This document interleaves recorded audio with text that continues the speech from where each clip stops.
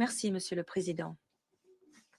Avant toute chose, nous remercions le co-porte-plume États-Unis d'Amérique d'avoir mené nos travaux à nos côtés. De même, nous remercions l'ensemble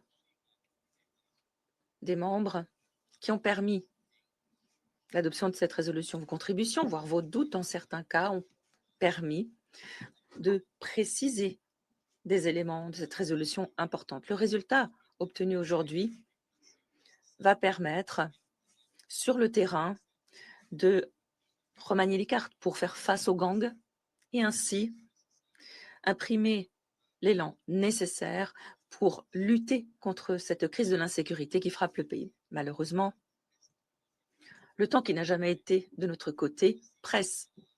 Nous l'avons dit. Haïti l'a dit aussi, la CARICOM l'a répété. Nous avons la déclaration spéciale des ministres des Affaires étrangères des pays ibéro-américains, l'ensemble de notre hémisphère au travers de l'OEA, plusieurs délégations au plus haut niveau la semaine dernière et près de 50 États membres, il y a quelques minutes encore, l'ont dit au travers d'une déclaration conjointe. Les enfants, les jeunes, les femmes, l'ensemble du peuple haïtien ne pouvait plus attendre. Attendre, vu de leur côté,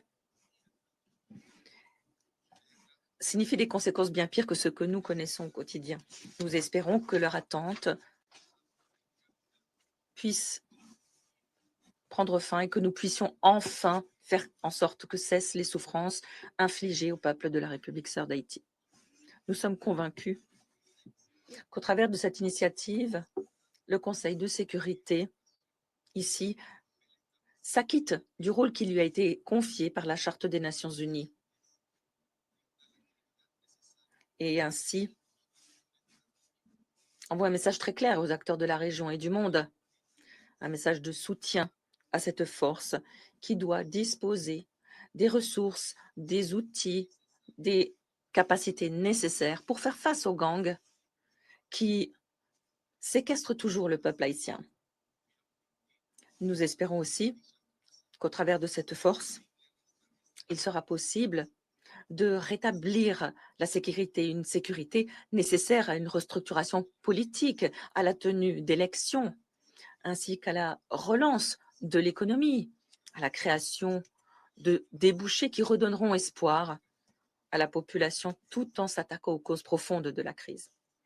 Aujourd'hui, nous disons une fois pour toutes, Haïti, vous n'êtes pas seul. Merci.